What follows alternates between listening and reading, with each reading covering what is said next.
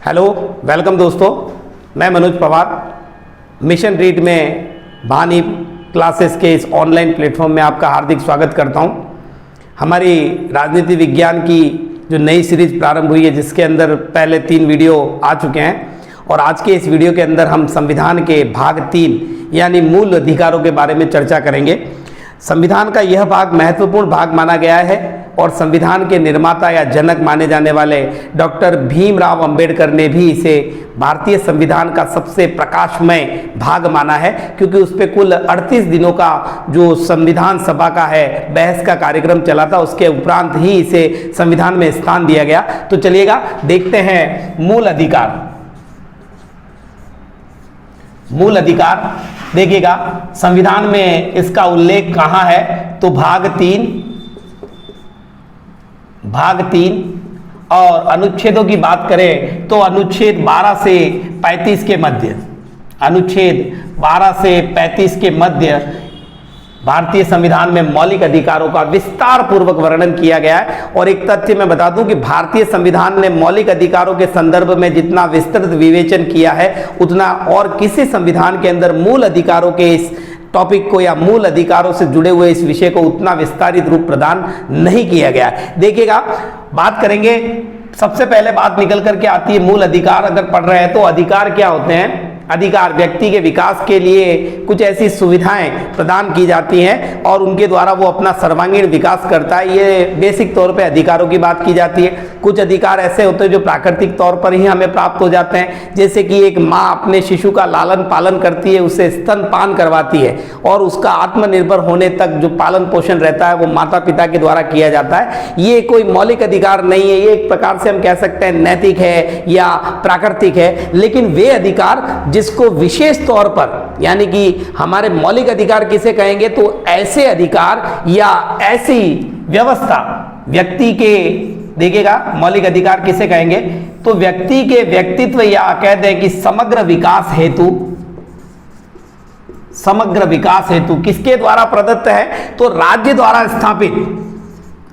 द्वारा स्थापित वे व्यवस्थाएं जिसको हमारा समाज स्वीकृति प्रदान करता है। तो समाज की स्वीकृति और साथ ही साथ राज्य द्वारा स्थापित है और संविधान का संरक्षण जिन्हें प्राप्त हो, संविधान का संरक्षण, ऐसे अधिकारों को हम कहेंगे मौलिक अधिकार। यानी कि राज्य द्वारा स्थापित हो, समाज द्वारा स्वीकृत हो और संविधान द्वारा संरक्षित हो, ऐसे अधिकारों को मौलिक अधिकारों की संज्ञा प्रदान की गई है। देखिएगा, अगर मौलिक अधिकारों की बात कर रहे हैं तो निश्चित तौर पर ये वर्ड कहां से निकल करके आया, ये व्यवस्था विश्व के सामने कहां से आई, क्योंकि हमारे संविधान के भाग 3 और अधिकारों वाले भाग को कहा जाता है संविधान में मैग्ना कार्टा। इससे रिलेटेड कई बार प्रश्न निकल करके आया है कि भारतीय संविधान का मैग्ना कार्टा किसे कहते हैं, तो इसको समझ लेते हैं हम। मैग्ना कार्टा है क्या, तो 1215 में इंग्लैंड के शासक जिनका नाम है जॉन द्वितीय जो सम्राट हैं, उनके द्वारा इंग्लैंड में किसानों को लिखित में एक अधिकार पत्र दिया गया। अधिकार पत्र किसको प्रदान किया गया?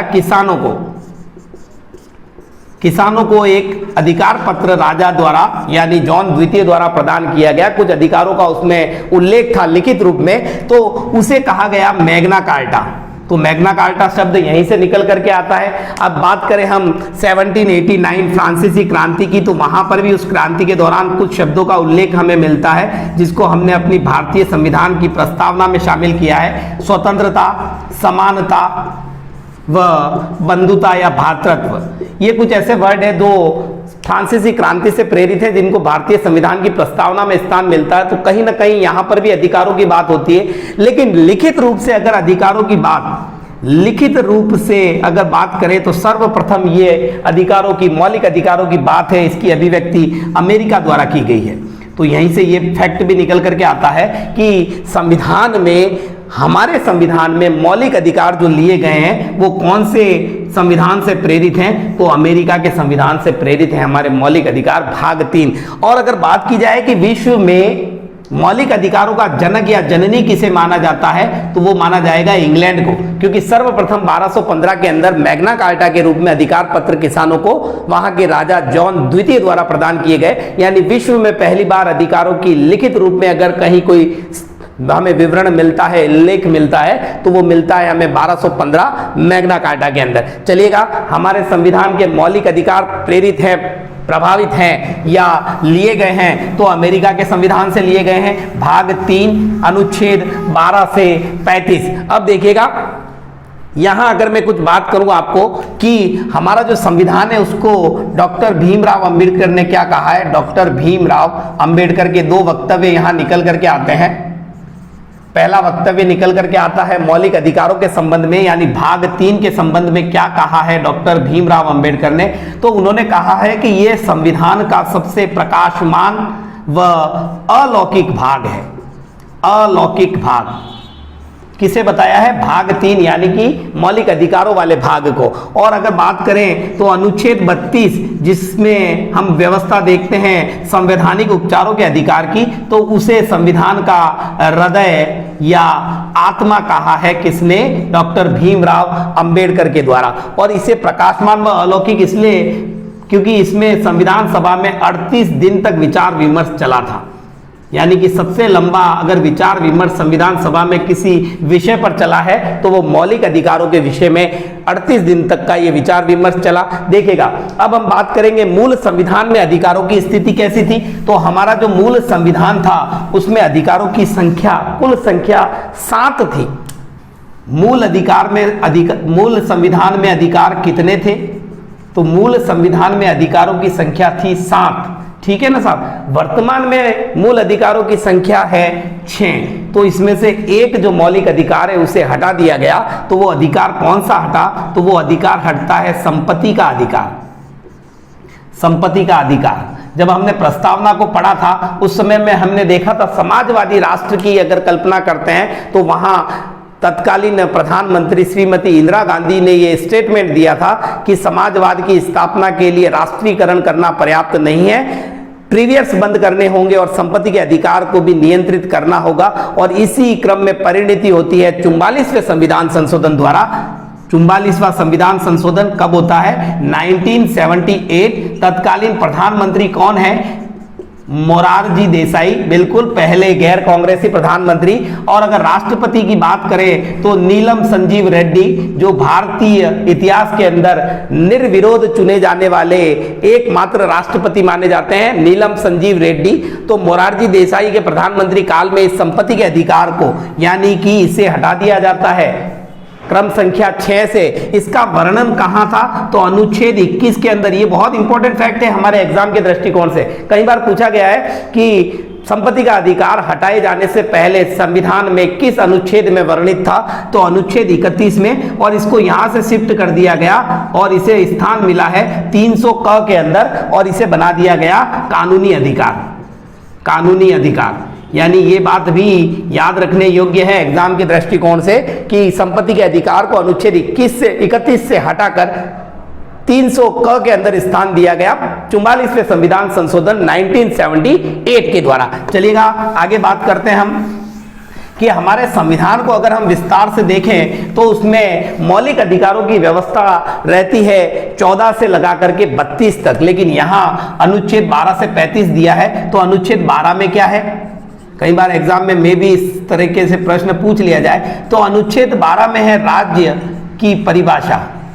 यहाँ राज्य का तात्पर्य केंद्र व राज्य दोनों से है। राज्य की परिभाषा का उल्लेख हमें अनुच्छेद 12 में मिलता है। उसके बाद में बात करेंगे अनुच्छेद 13 की। तो अनुच्छेद 13 में 2 प्रकार की व्यवस्था, एक तो मौलिक अधिकारों की अवधारणा को स्पष्ट किया है। मौलिक अधिकार क्या है? तो मौलिक अधिकारों की अवधारणा। और दूसरी चीज यहां क्लियर की है सुप्रीम कोर्ट की भूमिका। सुप्रीम कोर्ट की न्यायिक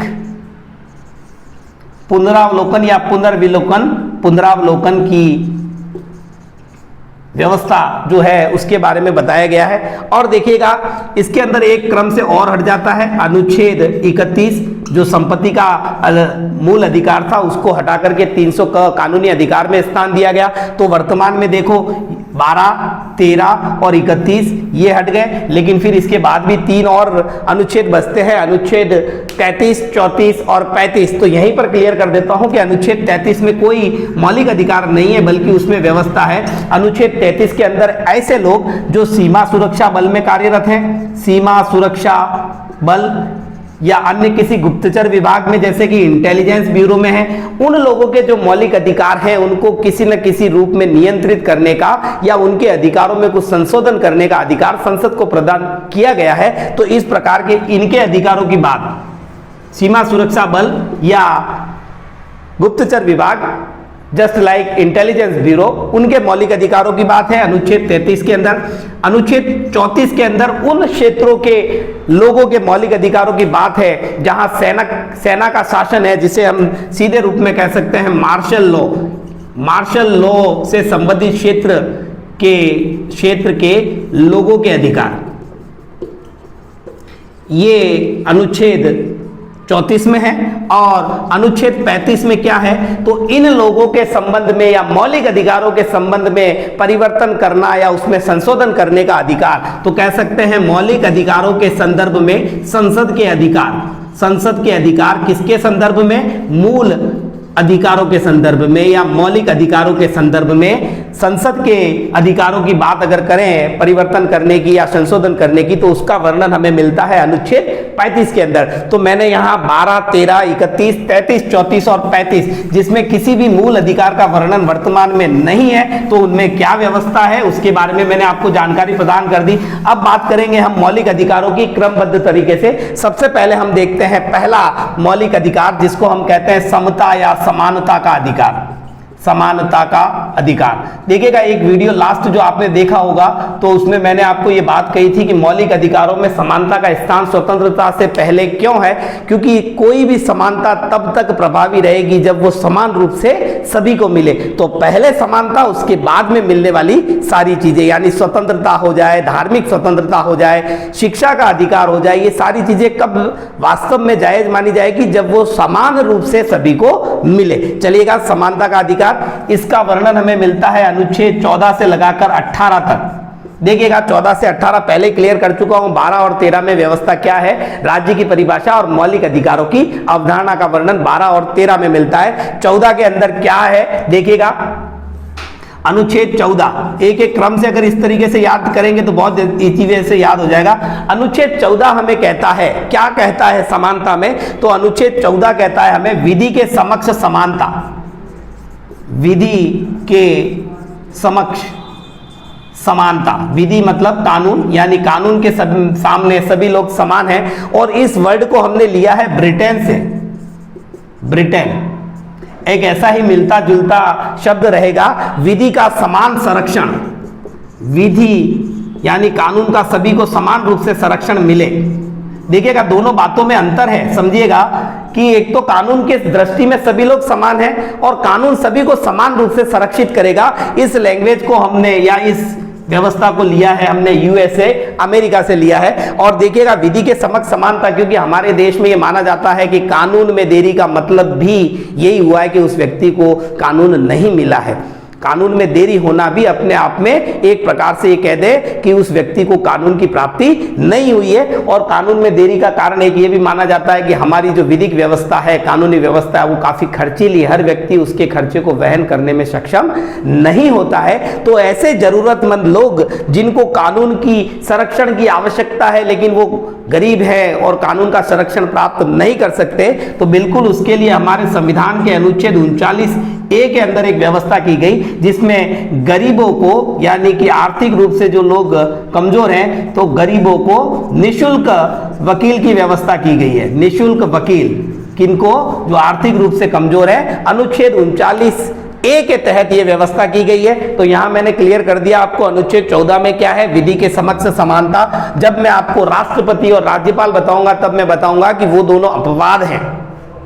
कानून की सभी के लिए बराबरी मानी गई है। संविधान के अंदर मौलिक अधिकार, पहला समानता का अधिकार, अनुच्छेद 14 विधि के समान संरक्षण या विधि के समक्ष समानता की बात, वहां पर देश के राष्ट्रपति और राज्यपाल के लिए अनुच्छेद एक अलग से व्यवस्था है। मैं जब राज्यपाल और राष्ट्रपति बताऊंगा बिल्कुल क्लियर करूंगा कि वहां उनके लिए कुछ अलग व्यवस्था रहेगी, वो अपवाद माने गए हैं। चलिएगा बात करेंगे अनुच्छेद 15 की। ये अभी अपना समानता का अधिकार ही चल रहा है 14 से 18 तक।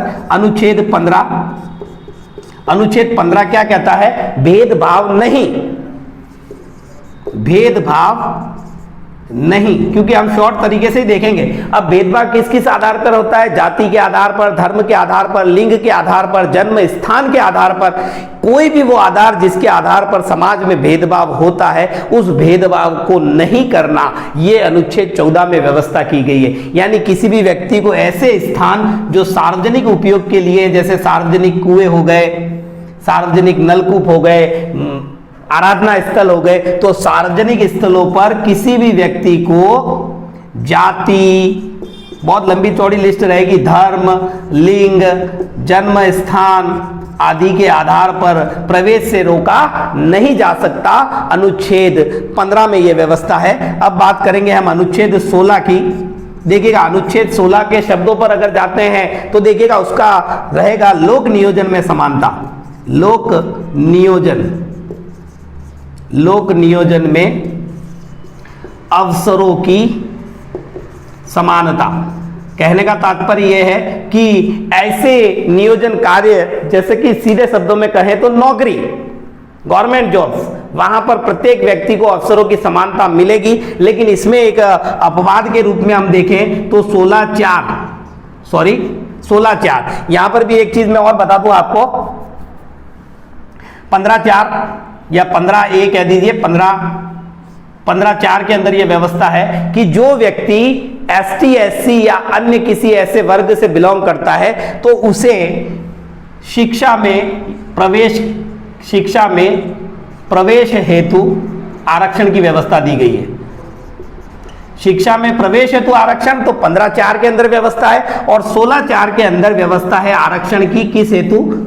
नौकरियों में। हम देखते हैं कि नौकरियों में आरक्षण की व्यवस्था मिलती है ऐसे वर्गों के लिए जो कहीं ना कहीं सामाजिक रूप से पिछड़े हुए माने जाते हैं। तो 16(4) इस बात की व्यवस्था करता है। लोक नियोजन में समानता में एक अपवाद के रूप में, क्योंकि आरक्षण व्यवस्था का वर्णन यही है 16(4) के अंदर। फिर आगे इसको आगे बढ़ा दिया गया 16(5) के अंदर ओबीसी वर्ग के लिए, यहाँ ST SC है ओबीसी के लिए। और अभी हम देखते हैं कि 16(6) के अंदर व्यवस्था हो जाती है EWS, यानी कि जो लोग जनरल कैटेगरी से बिलोंग करते हैं लेकिन आर्थिक आधार पर कमजोर हैं, उन्हें भी नौकरियों में आरक्षण अभी वर्तमान में कई नई वैकेंसीज के अंदर इस तरह की व्यवस्था हमें देखने को मिल रही है। चलिएगा बात करेंगे अनुच्छेद 17 की। बहुत इंपॉर्टेंट रहता है, कई बार एग्जाम में, इवन यहां तक कि पॉलिटिकल साइंस फर्स्ट ग्रेड के पेपर में भी कई बार पूछा गया सवाल है। अनुच्छेद 17 का संबंध है अस्पृश्यता से, अस्पृश्यता का अंत, यानी कि जो छुआछूत होता है ना जातिगत आधार पर, उसको अंत करने के लिए अनुच्छेद अस्पृश्यता यानी जातिगत भेदभाव या छुआछूत को एक दंडनीय अपराध घोषित किया गया था। सर्वप्रथम इसके बारे में कार्य हुआ था 1955 के अंदर, फिर धीरे धीरे इसके अंदर काफी सारे सुधार होते चले गए। तो अस्पृश्यता का अंत यानी कि छुआछूत को एक दंडनीय अपराध हमारे संविधान के अंदर माना गया है। फिर यहीं पर क्लियर कर देता हूं अनुच्छेद 18। अनुच्छेद 18 को हम समझेंगे उपाधियों का अंत, क्योंकि देखो यहां बात हो रही है साहब समानता की।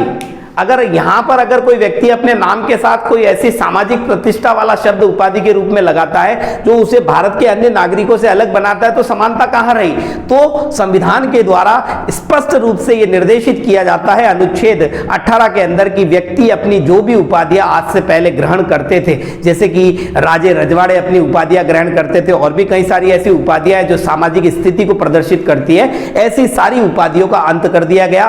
केवल वही उपाधियां जो व्यक्ति अपनी शिक्षा से अर्जित करता है, जैसे कि व्यक्ति ने PhD किया है, इवन वो अपने नाम के साथ डॉक्टर शब्द का प्रयोग कर सकता है। शिक्षा के क्षेत्र में शिक्षा के क्षेत्र में अर्जित की गई उपाधियां या सेना के क्षेत्र में जो उपाधियां प्रदान की जाती है, इसके अलावा सरकार जो उपाधियां प्रदान करती है जैसे कि भारत रत्न, पद्म विभूषण, पद्मश्री, पद्म भूषण, इस तरह की उपाधियों को अपने नाम के साथ में, क्योंकि वो उसने अर्जित की है, तो वैसी उपाधियों का प्रयोग किया जा सकता है। और इसी अनुच्छेद के अंदर यह भी व्यवस्था की गई है कि कोई भी व्यक्ति बिना राष्ट्रपति की इजाजत के किसी भी विदेश यानी किसी अन्य देश से किसी प्रकार की कोई उपाधि ग्रहण नहीं कर सकता है। तो यहां पर देखेंगे हम ये उपाधियों का अंत, अस्पृश्यता का अंत, लोक नियोजन में अवसरों की समानता, भेदभाव नहीं, जाति, धर्म, भाषा, लिंग, और अनुच्छेद 14 जो हमने देखा था कानून के समान या विधि के समक्ष समानता या विधि का समान संरक्षण। तो ये पांचों के पांचों जो टॉपिक हम देखते हैं, ये पांचों के पांचों जो अनुच्छेद है 14 से लगा करके 18, ये हम अगले एक टॉपिक के अंदर जिसमें सामाजिक न्याय की बात करेंगे वहां पर भी इंक्लूड रहेंगे, क्योंकि इसमें कहीं ना कहीं समाज में एक समानता स्थापित करने का प्रयास किया गया है। चलेगा, अगले मौलिक अधिकार पे आता हूं। अगला मौलिक अधिकार स्वतंत्रता का अधिकार, जिसका वर्णन हमें मिलता है अनुच्छेद 19 से लगा करके, आगे देखेंगे हम अनुच्छेद 19 से इसका वर्णन रहेगा 22 तक। देखिएगा दूसरा मौलिक अधिकार कौन सा है, स्वतंत्रता का अधिकार, और इसका वर्णन हमें संविधान में मिलता है अनुच्छेद संख्या 19 से 22। देखिएगा इसमें 19 बहुत इंपॉर्टेंट रहने वाला है, क्योंकि इसमें काफी सारी स्वतंत्रताओं का वर्णन, और कई बार यह प्रश्न पूछा गया है कि अनुच्छेद 19 में व्यक्ति को कौन कौन सी या भारत के नागरिकों को कौन कौन सी स्वतंत्रता प्रदान की गई है। तो इसको हम वैसे तो मूल रूप से देखें तो 7 प्रकार की स्वतंत्रताएं प्रदान की थी मूल संविधान में, लेकिन बाद में जब 31वां अनुच्छेद हटा दिया गया 44वें संविधान संशोधन द्वारा 1978 के अंदर, तो उसमें से ये जो 7वीं जो स्वतंत्रता थी जिसको हम संपत्ति से रिलेट करते थे उसे भी हटा दिया गया। तो देखिएगा वर्तमान में 6 प्रकार की स्वतंत्रताओं का वर्णन अनुच्छेद 19 में है। तो 19 को हम 6 भागों में बांट करके पढ़ते हैं। 19(1) में इसको हेडिंग डाल देते हैं अभिव्यक्ति। अभिव्यक्ति की स्वतंत्रता, यानी व्यक्ति अपने विचारों को चाहे बोलकर, चाहे लिखकर, चाहे गाकर अभिव्यक्त कर सकता है, लेकिन उससे किसी अन्य व्यक्ति के किसी भी मौलिक अधिकारों का हनन नहीं होना चाहिए। क्योंकि हमारे मौलिक अधिकार कैसे हैं, हमारे मौलिक अधिकार सरकार के लिए निरपेक्ष हैं, यानी कि ये कह सकते हैं कि उनकी प्रवृत्ति कैसी है, तो उनकी प्रवृत्ति नकारात्मक प्रवृत्ति है, लेकिन वो वाद योग्य है। तो हमारे मौलिक अधिकारों की प्रकृति से रिलेटेड क्वेश्चन निश्चित तौर पर पूछा जाता है कि क्या प्रकृति है, तो नकारात्मक, वो राज्य को कार्य करने से रोकती है और व्यक्ति को ये अधिकार देती है कि राज्य उनके साथ किसी प्रकार की ज्यादती न करे, तो वो राज्य या सरकार के निरपेक्ष माने गए हैं। तो पहली स्वतंत्रता देख लेते हैं, अभिव्यक्ति की स्वतंत्रता, जिसमें हो सकता है बोलना, लिखना, बहुत सारी अभिव्यक्ति के माध्यम है, तो बोलना और लिखना मुख्य रूप से रहेंगे। उसके बाद में हम बात करेंगे 19(2) के अंदर क्या व्यवस्था है। तो यहां व्यवस्था रहेगी व्यक्ति बोल सकता है, लेकिन अकेला बोलेगा, सुनेगा कौन? निश्चित तौर पर तो वह सभा या सम्मेलन कर सकता है। सभा और सम्मेलन, कुछ पाबंदियां भी हैं यहाँ पर कि ये सभा और सम्मेलन कैसे होने चाहिए, अहिंसक होने चाहिए। यहाँ पर एकत्रित जो लोग हैं वो हथियार लेकर के इकट्ठे हो गए, साहब बुला दिया कि साहब सभा है आ जाइए हथियार लेकर के, नहीं, बिल्कुल ये संविधान विरुद्ध है, कानून विरुद्ध है। यानी व्यक्ति शांतिपूर्ण तरीके से अपनी बात रख सकता है और उसके लिए सभा और सम्मेलनों का आयोजन भी कर सकता है। अब बात करेंगे हम अनुच्छेद 19 के भाग 3 के अंदर। तो 3 के अंदर व्यवस्था है संघ बनाने की। संघ आपने देखा होगा, मजदूरों का संघ होता है, किसानों का संघ होता है, काफी सारे ऐसे संघ होते हैं। तो इस प्रकार से संघ बनाने का अधिकार सभी लोगों को मौलिक रूप से प्रदान किया गया है। लेकिन इसके अंदर देखिएगा आप 57वां जो संविधान संशोधन हुआ था 2002 के अंदर, उसके अंदर संघ के साथ एक शब्द और जोड़ा गया, सहकारी समिति, जिसको अपन कह सकते हैं कोऑपरेटिव सोसाइटी। ये शब्द और जोड़ा गया संघ के साथ में, सहकारी समिति या कोऑपरेटिव सोसाइटी, 57वां संविधान संशोधन 2002 के अंदर। उसके बाद में बात करेंगे 19(4).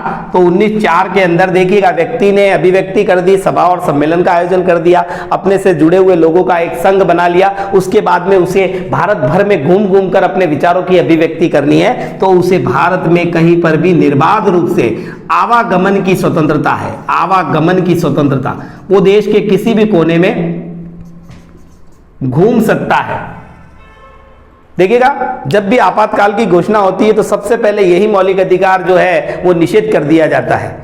आपातकाल के समय में सबसे पहले जो मौलिक अधिकार अप्रभावी हो जाता है वो है अनुच्छेद 19 में वर्णित सारी प्रकार की स्वतंत्रता है। चलिएगा 19(5), अब व्यक्ति कहीं पर भी आ जा सकता है, घूम सकता है, तो उसे भारत के किसी भी कोने में बसने की स्वतंत्रता भी है, यानी वो अपनी इच्छा अनुसार कहीं पर भी बस सकता है। पहले जम्मू कश्मीर को इसमें शामिल नहीं किया था, लेकिन अभी वर्तमान धारा 370 हटने के बाद में ये व्यवस्था हमारे देश के सभी राज्यों में और सभी क्षेत्रों में लागू कर दी गई है। चलिएगा 19(6) के अंदर पहले क्या व्यवस्था थी, तो वही संपत्ति वाली व्यवस्था थी, संपत्ति की स्वतंत्रता, लेकिन इसे फिर कानूनी अधिकार के रूप में जब शामिल किया तो इसे भी नियंत्रित कर दिया गया, एक संपत्ति का एक निश्चित दायरा बनाया गया, उसके अलावा फिर टैक्स वगैरह की व्यवस्था है, तो ये वर्तमान में संविधान के अंदर नहीं है। अब इसी की जगह 19(6) का स्थान यहां पर आ जाता है, 7 के इस जगह पे 6, और यहां रहता है साहब आपका आजीविका।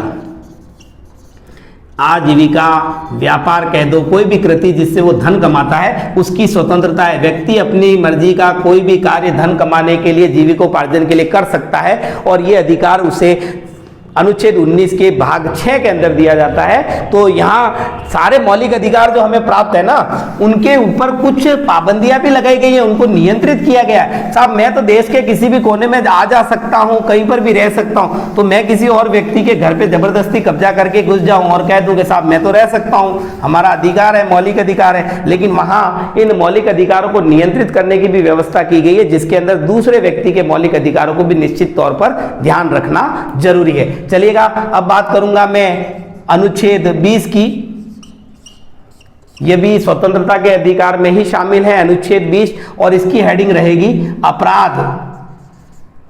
यानी कि व्यक्ति को जब गिरफ्तार किया जाता है उससे पहले की बात है, अपराध के लिए दोष सिद्धि, अपराध के लिए दोष सिद्धि के संबंध में स्वतंत्रता, यानी वह व्यक्ति जो अभी गिरफ्तार होना है उस व्यक्ति को इस अनुच्छेद के द्वारा कुछ स्वतंत्रता प्रदान की गई है। 3 प्रकार की स्वतंत्रता यहां पर दी गई है। अगर कोई व्यक्ति गिरफ्तार हो रहा है, देखिएगा, तो वह व्यक्ति जो अपराधी साबित हो चुका है या जिसके ऊपर अपराध सिद्धि हो चुकी है, दोष सिद्धि के संबंध में क्या क्या है, तो उसे अपने द्वारा किए गए अपराध के लिए वही सजा मिलेगी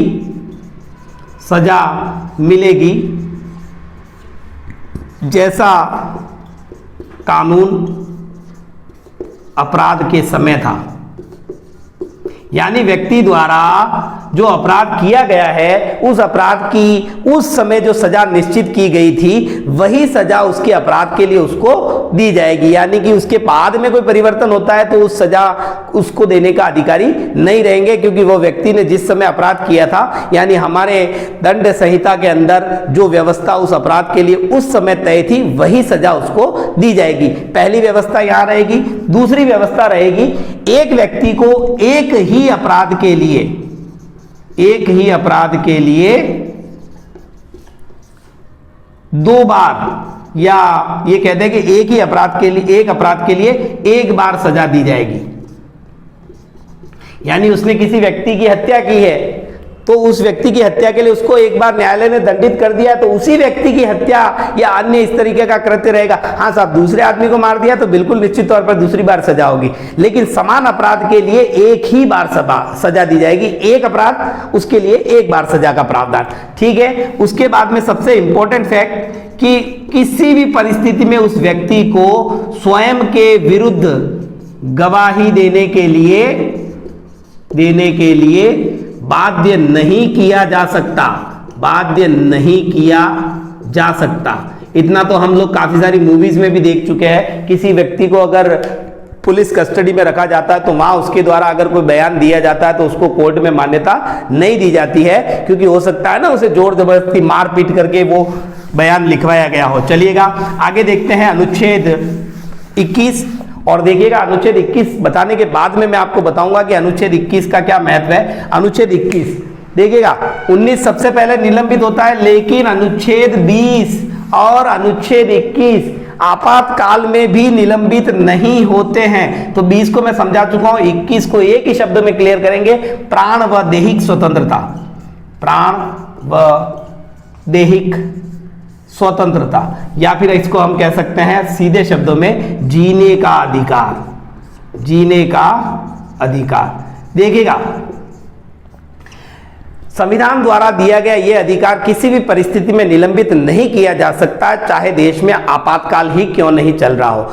जीने के अधिकार में शुरू में सिर्फ इस बात को इतना व्यवस्थित तरीके से नहीं डिस्क्राइब किया था कि जीने के अधिकार में क्या क्या चीजें शामिल है, लेकिन वर्तमान में इसमें काफी सारे अपडेट्स होते चले गए। यानी व्यक्ति को जिंदा रहने के लिए स्वच्छ जल की आवश्यकता है, तो सरकार की जिम्मेदारी है उपलब्ध करवाओ। स्वच्छ और स्वस्थ वातावरण की आवश्यकता है, पर्यावरण चाहिए तो सरकार उपलब्ध करवाए। उसे उचित चिकित्सा व्यवस्था मिले तो सरकार की जिम्मेदारी है, सरकार उपलब्ध करवाएगी। और इसी क्रम में हम देखते हैं कि आगे चल करके सुप्रीम कोर्ट अपना एक डिसीजन देती है 24 अगस्त 2017 में। बिल्कुल, ये बहुत इंपॉर्टेंट फैक्ट इसमें जुड़ता है कि निजता का अधिकार, यानी व्यक्ति एकांतता चाहता है, निजता चाहता है स्वयं के संबंध में, तो ये भी उसके मौलिक अधिकार यानी दैहिक स्वतंत्रता के अधिकार में अनुच्छेद 21 में शामिल है, जीने के अधिकार में। तो जीने के अधिकार का भी स्वरूप बहुत विस्तृत हो गया है। उसके जीवन से जुड़े हुए जो भी फैक्ट्स हैं वो सरकार को उपलब्ध करवाना सरकार की जिम्मेदारी है। व्यक्ति निजता चाहता है तो वो भी उसके मौलिक अधिकार अनुच्छेद 21 जीने के अधिकार में शामिल है। फिर इसके अंदर एक परिवर्तन आया है, एक अनुच्छेद और जोड़ा गया 21 क के नाम से, और देखिएगा मैं यहीं पर क्लियर कर दूंगा, ये 21 क जो जोड़ा गया वो 86वें संविधान संशोधन 2002 द्वारा जोड़ा गया, और इसका संबंध कहीं ना कहीं शिक्षा से जुड़ा हुआ है। 3 प्रकार की व्यवस्थाएं बदली है, मैं बताऊंगा। अनुच्छेद 21 क क्या कहता है कि 6 से 14 वर्ष तक के जो बालक बालिकाएं हैं या बच्चे हैं उन्हें अनिवार्य और निःशुल्क शिक्षा,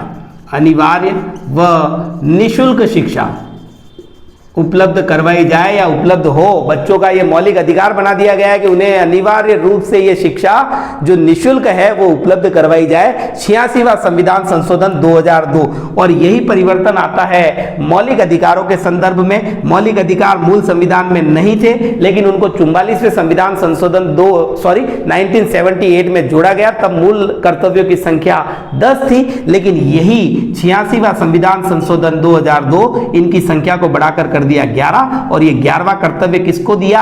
अभिभावकों को, कि वे अपने अभिभावकों और संरक्षकों को, कि वे अपने 6 से 14 साल के बच्चों को अनिवार्य और निःशुल्क शिक्षा उपलब्ध करवाए। ये उनकी जिम्मेदारी है, बच्चों का मौलिक अधिकार है। तो सरकार को भी निर्देशित किया गया अनुच्छेद 45 नीति निदेशक तत्वों में। यहां सरकार की जिम्मेदारी तय की गई कि आपको निश्चित तौर पर उन बच्चों को अनिवार्य शिक्षा उपलब्ध करवानी है जिनकी आयु 6 से 14 वर्ष की है। तो यहां देखेंगे आरटीई शिक्षा के अधिकार से जुड़ा हुआ 1 अप्रैल 2010 इसको लागू होने की डेट है। तो इस आरटीई से रिलेटेड 3 प्रकार के अनुच्छेदों की व्यवस्था संविधान के अंदर अनुच्छेद 45 नीति निदेशक तत्व राज्य से जुड़ा है, अनुच्छेद 21 का मूल अधिकार से जुड़ा हुआ, बच्चों से जुड़ा हुआ है, अनुच्छेद के साथ में यहां पर भाग 4 क भी लिख देंगे, 4 क, अनुच्छेद 51 क, और उसके अंदर 11वां मूल कर्तव्य जोड़ा गया है अभिभावकों के लिए कि वो अपने बच्चों को अनिवार्य और निःशुल्क शिक्षा अनिवार्य रूप से उपलब्ध करवाएं। तो मैं समझ रहा हूं कि यहां से रिलेटेड जो भी फैक्ट्स आ रहे हैं मैं उनको यहीं से क्लियर करते हुए चल रहा हूं। तो अनुच्छेद 20 और 21 किसी भी परिस्थिति में निलंबित नहीं किए जा सकते, अनुच्छेद 20 और 21। चलिएगा आगे देखते हैं हम अनुच्छेद 22। अनुच्छेद 22 क्या कहता है? अनुच्छेद 22 कहता है कि विशेष दशाओं में गिरफ्तारी के संबंध में संरक्षण, विशेष दशाओं में गिरफ्तारी के संबंध में संरक्षण, विशेष दशाओं में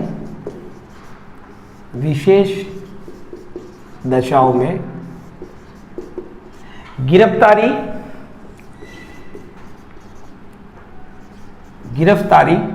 व निरोध के संबंध में स्वतंत्रता या अधिकार, देखिएगा यहाँ ये निरोध, निवारक निरोध क्या है ये मैं आपको इसके बाद आगे क्लियर करूंगा। पहले एक बार इसको समझ लेते हैं हम। देखिएगा विशेष दशाओं में गिरफ्तारी के संबंध में गिरफ्तार होने वाले व्यक्ति को भी कुछ अधिकार प्रदत्त किए गए हैं हमारे संविधान के द्वारा, जिसमें पहली व्यवस्था है कि गिरफ्तार होने वाले व्यक्ति को ये पूर्ण रूप से अधिकार है कि वह गिरफ्तार होने के कारण को जान सके। कारण को जानने का अधिकार, यानी कि वह गिरफ्तार होने वाला व्यक्ति पूछ सकता है कि साहब मुझे किस पर्पज से गिरफ्तार किया जा रहा है, ये उसका मूल अधिकार है। दूसरा इसमें व्यवस्था क्या की गई है, दूसरी इसमें व्यवस्था की गई है जिस व्यक्ति को गिरफ्तार किया गया है उस व्यक्ति को 24 घंटे के भीतर 24 घंटे के भीतर मजिस्ट्रेट या न्यायाधीश के समक्ष प्रस्तुत किया जाए,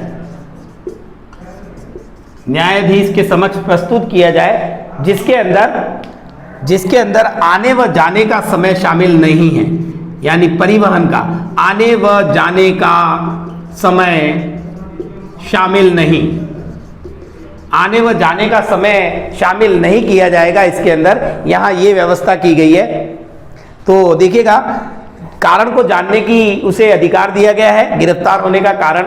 उसके अलावा उसे 24 घंटे के भीतर, गिरफ्तारी के पश्चात 24 घंटे के भीतर उसे मजिस्ट्रेट के समक्ष प्रस्तुत करना होगा, जिसमें आने व जाने के समय को शामिल नहीं किया गया है। और तीसरा यहाँ जो अधिकार दिया गया है उसे न्यायिक सलाह, यानी कि सीधे शब्दों में कहें हम वकील, अपनी इच्छा के वकील को करने का भी अधिकार है। वकील से न्यायिक सलाह लेने का अधिकार। यहां वह व्यक्ति बात हो रही है जिस व्यक्ति को गिरफ्तार किया जाना है, उस व्यक्ति को हम देखेंगे 3 प्रकार के अधिकार दिए गए हैं अनुच्छेद 22 के अंतर्गत, कि गिरफ्तार होने वाले व्यक्ति को अपनी गिरफ्तारी का कारण जानने का अधिकार है, साथ ही उस व्यक्ति को 24 घंटे के भीतर गिरफ्तार किए जाने के पश्चात मजिस्ट्रेट के समक्ष अनिवार्य रूप से उपस्थित किया जाएगा और उस 24 घंटे के अंदर आने व जाने वाले समय को इंक्लूड नहीं किया जाएगा, और साथ ही साथ उस व्यक्ति को अपनी पसंद का वकील करने या वकील से कानूनी सलाह लेने का भी अधिकार संविधान द्वारा प्रदत्त किया गया अनुच्छेद 22 के अंदर। देखिएगा यहां मैंने एक शब्द आया था निरोध, या जिसको अपन कहेंगे निवारक निरोध क्या है देखेंगे। यानी निवारक निरोध के संबंध में भी कुछ उसे अधिकार प्रदान किए गए। तो निवारक निरोध क्या है देखिएगा, ज्यादातर व्यक्ति को कब गिरफ्तार किया जाता है, अपराध होने के पश्चात, लेकिन कुछ परिस्थितियां ऐसी हैं जिसमें अपराध होने या हमारे देश की जो प्रशासनिक व्यवस्था है, समाज की जो व्यवस्था है, उसको निर्बाध रूप से चलाने के लिए अपराध होने से पहले भी कुछ लोगों को रोकने के लिए गिरफ्तार किया जा सकता है। जैसे कि वह व्यक्ति अगर किसी आतंकवादी घटना में लिप्त है या संदेह है उसको कि वो आतंकवादियों से मिला हुआ है, यहाँ एक नए प्रकार के इसके अंदर काफी सारे निवारक निरोध अधिनियम पारित कर दिए जाते हैं, जिसमें मुख्य रूप से हम 2 निवारक निरोध कानूनों या अधिनियमों की बात करते हैं, जिसमें पहला है टाडा, और ये सबसे सख्त निवारक निरोध माना गया है अभी तक का। और टाडा के बाद में अगला आता है पोटो। देखिएगा अगर ये आतंकवादी घटनाओं को रोकने के लिए, यानी कोई व्यक्ति अगर इस शक पर गिरफ्तार कर लिया जाता है तो वहां अनुच्छेद 22 प्रभावी नहीं रहेगा। देशद्रोह का किसी पर आरोप लगता है या देशद्रोह की घटनाओं में वो लिप्त पाया गया व्यक्ति, तो उस पर अनुच्छेद 22 प्रभावी नहीं रहेगा, उसे गिरफ्तार किया जा सकता है और साथ ही साथ उसे 3 माह तक पुलिस कस्टडी में यानी अभिरक्षित किया जा सकता है 3 माह तक। और 3 माह के पश्चात अगर उस व्यक्ति को और अंदर कस्टडी में रखने की आवश्यकता है तो संविधान में व्यवस्था की गई है कि एक सलाहकार बोर्ड बनाई गई, सलाहकार बोर्ड, और उस सलाहकार बोर्ड की लिखित संस्तुति मिलने पर उस व्यक्ति को 3 माह से अधिक समय के लिए भी पुलिस कस्टडी में रखा जा सकता है, जिस पर निवारक निरोध अधिनियम लग रहा है, प्रभावी है। तो वहां अनुच्छेद 22 प्रभावी नहीं रहेगा। देखिएगा पोटो और टाडा सबसे प्रभावी, सबसे अधिक प्रभावी या सबसे कठोर निवारक निरोध अभी तक का रहा है और इसे अंत में 1995 में समाप्त कर दिया गया। ऐसे काफी सारे निवारक निरोध रहे, जैसे निवारक निरोध अधिनियम 1950 जिसे 71 में समाप्त कर दिया गया, आंतरिक सुरक्षा व्यवस्था अधिनियम 1971 जिसे मीसा कहा गया। इसके अलावा जैसे काफी सारे ये ड्रग्स वगैरह की खरीद फरोख्त होती है उसके संदर्भ में भी काफी सारे निवारक निरोध बनाए गए कानून। देखिएगा पोटो की बात करें तो पोटो जो है उसको 2001 के अंदर लाया गया और अंत में उसे 2004 में राष्ट्रपति महोदय द्वारा अध्यादेश जारी करके निरस्त किया गया, समाप्त किया गया। तो मैंने आपको निवारक निरोध समझाने का प्रयास किया है कि अनुच्छेद 22 में निवारक निरोध जो है उनसे रिलेटेड मुकदमों में व्यक्ति को यह अधिकार प्राप्त नहीं है जो 3 अधिकारों की मैंने यहां बात की है, यानी गिरफ्तारी अपराध करने से पहले, क्योंकि वो आतंकवादी घटना कर लेगा उसके बाद गिरफ्तार करने से कोई मतलब नहीं रहेगा। तो देश में शांति व्यवस्था बनाए रखने के लिए ऐसे व्यक्ति जो अपराध के लिए जिम्मेदार हो सकते हैं उन व्यक्तियों को पहले ही गिरफ्तार कर लिया जाता है और 3 महीने तक, जैसे विशेषकर मैं यहां पर आतंकवाद की बात करूंगा, आतंकवादी घटनाओं में लिप्त व्यक्ति और उनको संरक्षण देने वाले या उनके बारे में जानकारियों को छुपाने वाले व्यक्तियों को भी इसी श्रेणी में रखा गया। 3 माह का प्रावधान था, लेकिन इसको बाद में 44वें संविधान संशोधन द्वारा 1978 के अंदर कम करके 2 माह कर दिया और वह व्यक्ति आगे अपील कर सकता है, बिल्कुल कर सकता है, सुप्रीम कोर्ट के अंदर जा सकता है, लेकिन उसके लिए उसे 3 माह की जो अभिरक्षित पीरियड है उसको पूरा करना होगा। 3 माह के पीरियड के बाद ही वो किसी अन्य उच्च न्यायालय के अंदर अपील करने का अधिकारी रहेगा। तो निवारक निरोध के बाद में यहां आगे बात करूंगा मैं अनुच्छेद 23-24 जिसके अंदर हमारा अगला मौलिक अधिकार निकल करके आता है और जिसे हम जानते हैं शोषण के विरुद्ध अधिकार। शोषण के विरुद्ध अधिकार, देखिएगा शोषण के विरुद्ध अधिकार, इसका वर्णन हमें मिलता है अनुच्छेद 23 व 24 के अंदर। देखिएगा क्रम से अगर हम बात करें तो ये हमारा तीसरा मौलिक अधिकार रहेगा। देखिएगा इस शब्द के फेर में नहीं पढ़ेंगे हम, शोषण के विरुद्ध। काफी बार इसको बच्चों द्वारा मिसअंडरस्टैंडिंग में ये बोल दिया जाता है कि शोषण का अधिकार, ये शोषण का अधिकार नहीं है, ये शोषण के विरुद्ध अधिकार है। सिर्फ 2 ही अनुच्छेद यहां हमको देखने हैं, काफी सिंपल से अनुच्छेद है। अनुच्छेद 23 जो बात करता है, देखिएगा बलात् श्रम, और अनुच्छेद 24 क्या कहता है, बाल श्रम। एक एग्जाम के अंदर कंफ्यूज करने के लिए इस तरह के शब्दों का प्रयोग किया गया था। अनुच्छेद 23 बलात् श्रम और अनुच्छेद 24 बाल श्रम। देखिए दोनों शोषण के विरुद्ध है। बलात् श्रम का मतलब होता है किसी व्यक्ति को उसकी इच्छा के विरुद्ध बलपूर्वक जोर जबरदस्ती कार्य करवाना, जिसमें काफी सारी चीजें शामिल है। जैसे कि हम कह सकते हैं कि पहले के समय में जो प्रथाएं चलती थी, बंधुआ मजदूर यानी बंधुआ मजदूरी वाली बात आ गई। उसके अलावा गांवों में सागड़ी प्रथा बोलते थे, सागड़ी प्रथा। इसके अलावा मानव के व्यापार को भी प्रतिबंधित किया गया, मानव दुर्व्यापार, और उसके साथ में बंधुआ मजदूरी हो गई, सागड़ी प्रथा हो गई, दास प्रथा की तरह से एक तो चलन में चलती थी भारत में पुराने समय में। इन सभी चीजों को समाप्त किया अनुच्छेद 23 के अंतर्गत, यानी किसी भी व्यक्ति को उसकी इच्छा के विरुद्ध जोर जबरदस्ती कार्य नहीं करवाया जाता। लेकिन शब्द का प्रयोग देखिएगा बलात् श्रम। सेकंड आता है बाल श्रम, यानी कि वे बच्चे जिनकी आयु 14 वर्ष से कम है उसे किसी भी प्रकार के कार्य में नहीं लगाया जा सकता। समय समय पर इसमें भी काफी सारे परिवर्तन हुए। बाल श्रम के अंदर देखिएगा 10 अक्टूबर को एक प्रभावी कदम उठाया गया। 10 अक्टूबर 2006 में बाल श्रम को बाल श्रम पूर्ण रूप से निषेध कर दिया गया, यानी किसी भी हाल में बच्चे को किसी भी प्रकार के कार्य में, पहले जोखिमपूर्ण कार्यों की बात होती थी कि जैसे पटाखा फैक्ट्री वगैरह में नहीं लगा सकते, किसी प्रकार के कंस्ट्रक्शन वर्क में नहीं लगा सकते, लेकिन अभी मूल रूप से हम बात करें तो 10 अक्टूबर 2006 के बाद बाल श्रम को पूरी तरह से निषिद्ध कर दिया गया, उसे प्रतिबंधित कर दिया गया। तो यहाँ एक नाम निकल करके आता है, शेयर करना चाहूंगा आपके साथ में, बचपन बचाओ आंदोलन। बचपन बचाओ आंदोलन, ये एक आंदोलन चला था और ये आंदोलन चला कब था, 1980 के अंदर, और इसके प्रणेता माने गए हैं कैलाश सत्यार्थी। कैलाश सत्यार्थी, और कैलाश सत्यार्थी द्वारा ये पहल की गई थी बचपन बचाओ आंदोलन के रूप में। और इन्हीं कैलाश सत्यार्थी को 2014 के अंदर नोबेल पुरस्कार, यानी कि शांति का नोबेल पुरस्कार पुरस्कार किस क्षेत्र में? शांति के क्षेत्र में। लेकिन ये कॉमन मिला था, यानी किस किस को सामूहिक रूप से मिला था? पाकिस्तान की एक बालिका जिसका नाम बहुत ज्यादा चर्चा में रहा, मलाला यूसुफजई। मलाला यूसुफजई। देखिएगा यहाँ करंट अफेयर्स की बात नहीं कर रहा हूँ, सिर्फ एक जीके के दृष्टिकोण से बताना चाह रहा हूँ। 2014 में नोबेल पुरस्कार मिलता है शांति के क्षेत्र में, किसे? मलाला यूसुफजई और कैलाश सत्यार्थी, दोनों को सामूहिक रूप से। कैलाश सत्यार्थी वही हैं जिन्होंने 1980 के अंदर बचपन बचाओ आंदोलन चलाया था। चलिएगा अगले मौलिक अधिकार पे आते हैं। अगला मौलिक अधिकार क्रम संख्या 4, क्या रहेगा वो हमारा मौलिक अधिकार? वह रहेगा हमारा धार्मिक स्वतंत्रता का अधिकार। चलिएगा चौथा मौलिक अधिकार, धार्मिक स्वतंत्रता का अधिकार, जिसका वर्णन हमें कौन से अनुच्छेद में मिलता है? 25 से 28।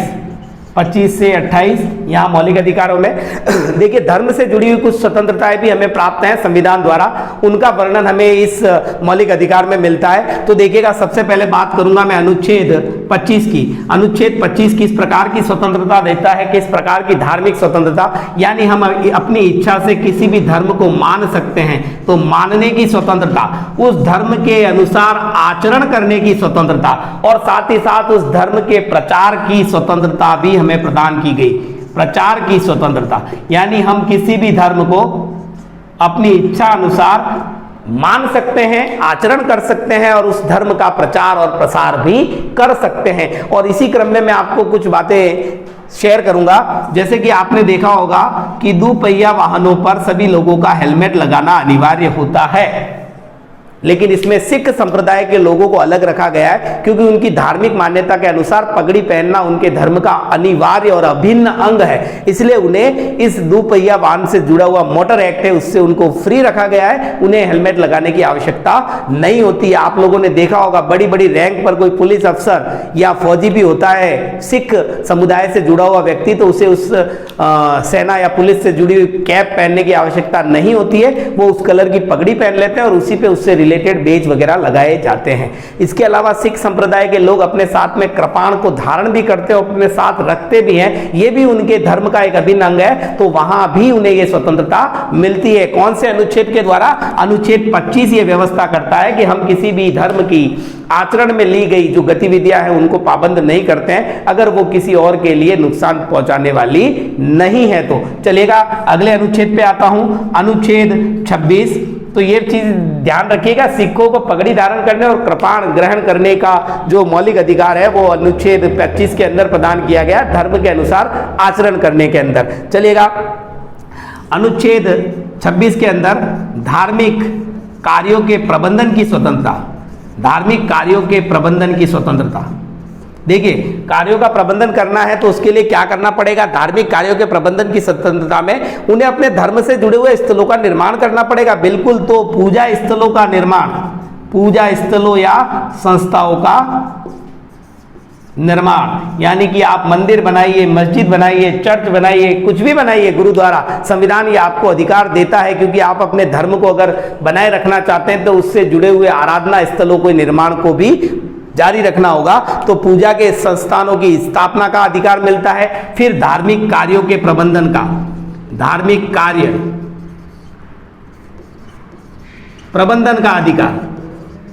जैसे आप लोग देखते हैं गणपति उत्सव होता है तो जुलूस निकाला जाता है, तो इस्लाम धर्म के अनुसार जब उनका त्योहार आता है उसके अंदर भी वो जैसे धर्म यात्रा या शोभा यात्रा निकालते हैं। ऐसे काफ़ी सारे इवेंट्स रहते हैं जो धार्मिक मान्यताओं या आचरण से जुड़े हुए हैं, उनका आप पालन कर सकते हो। संविधान द्वारा ये अधिकार मौलिक रूप से प्राप्त है हमें। तो चलिएगा धार्मिक कार्यों के प्रबंधन की स्वतंत्रता में पूजा स्थानों की स्थापना, धार्मिक कार्यों का प्रबंधन, उसके अलावा चल व अचल संपत्ति, अचल संपत्ति का अर्जन, ये भी हम इसी अधिकार के तहत कर सकते हैं और उसका स्वामित्व भी प्राप्त कर सकते हैं। यानी कि धर्म से जुड़े हुए संस्थान बना सकते हैं, धर्म का आचरण कर सकते हैं, उसके प्रबंधन का हमें अधिकार है। धर्म से जुड़े हुए इन संस्थानों में चल अचल संपत्ति को अर्जित भी कर सकते हैं और उनका स्वामित्व और प्रबंधन का भी हमें अधिकार संविधान द्वारा प्रदत्त किया गया। बात करेंगे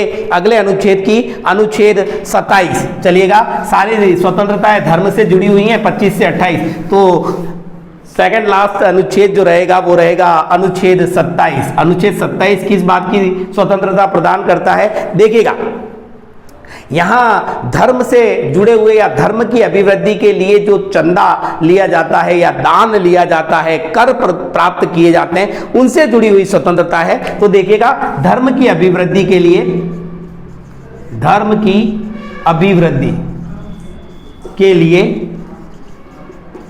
के लिए संदाय करों की स्वतंत्रता, करों के संदाय की स्वतंत्रता। सीधे शब्दों में समझेंगे तो यही है कि किसी भी व्यक्ति को ऐसा कोई कर या ऐसा कोई चंदा देने के लिए बाध्य नहीं किया जा सकता जो किसी विशिष्ट धर्म के विकास या अभिवृद्धि के लिए खर्च होना है।